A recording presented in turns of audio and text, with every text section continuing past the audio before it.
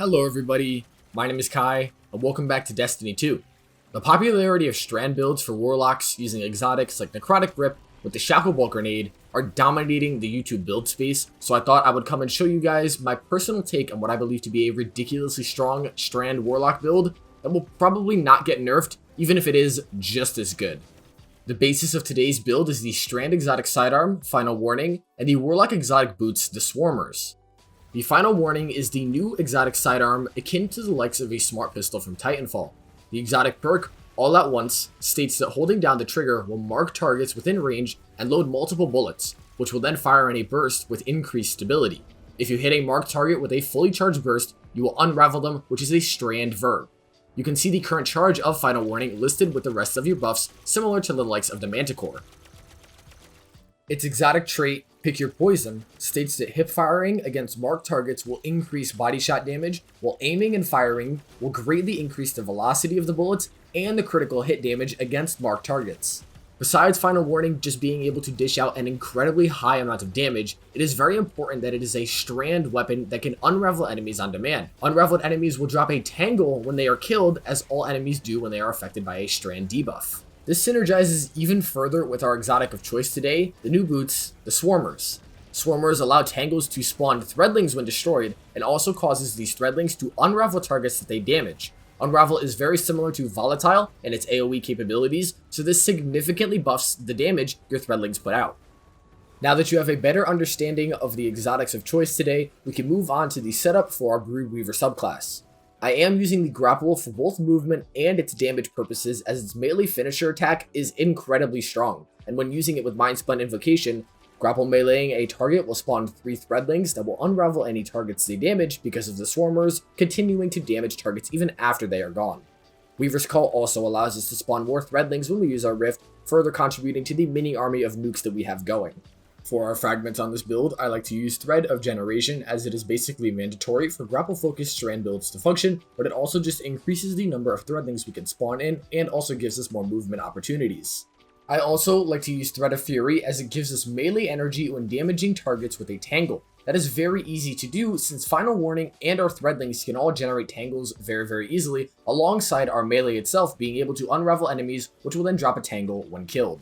Thread of Evolution is a huge boost for our threadlings, increasing their damage and distance traveled. I find this fragment to be mandatory for any threadling focused build, in my opinion.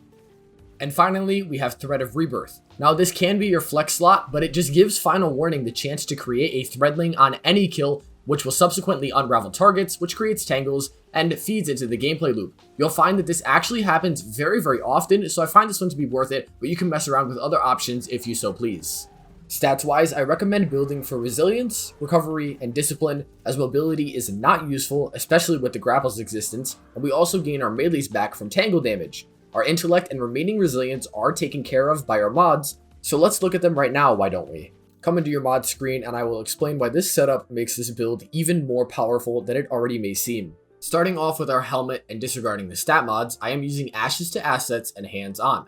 These two mods give you super energy when getting grenade and melee kills. The special thing about these mods is that grapple melee counts as both a grenade and melee kill, giving you lots of super energy, which is why we run such low intellect here. The reason we don't stack 2 of the same is because there is diminishing returns, and the Void Strand Dual Siphon allows us to get orbs with our Final Warning kills and also our Void Weapon of Choice, which I will explain more about later. Moving on from the helmet to the arms, we utilize a very similar strategy of equipping the Orb Generation mods, Firepower, and Heavy Handed.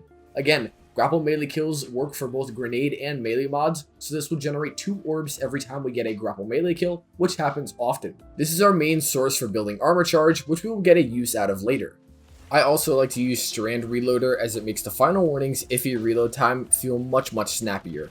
Moving on from the arms to the chest piece, and here is where we fix our seemingly low resilience.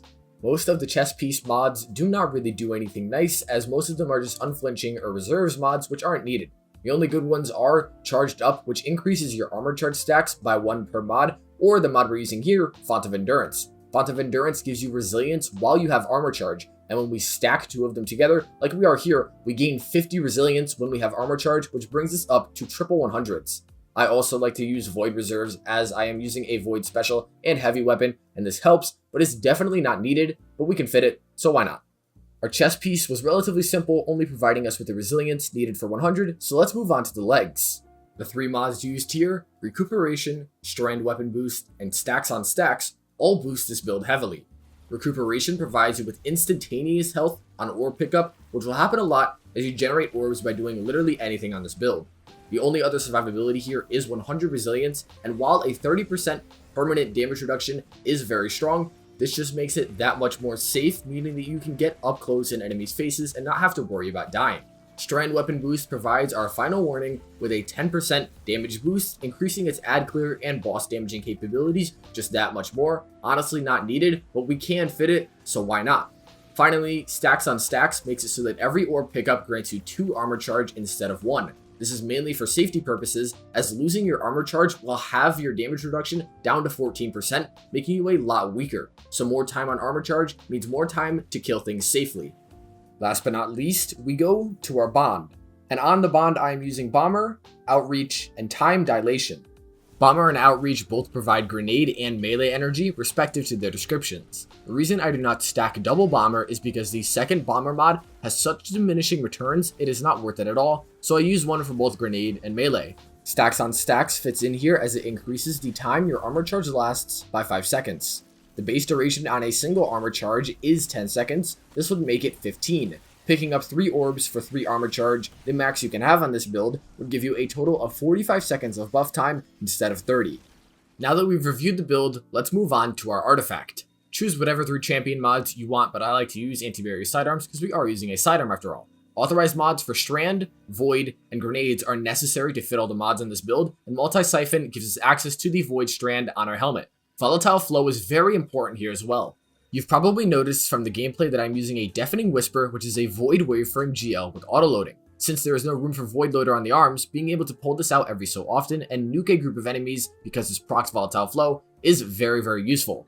I'm also using the new grenade launcher Regnant, which is Void and has autoloading for heavy boss damage. This is great because it also uses Volatile Flow for a huge damage increase, which is almost constantly up because you pick up orbs so often.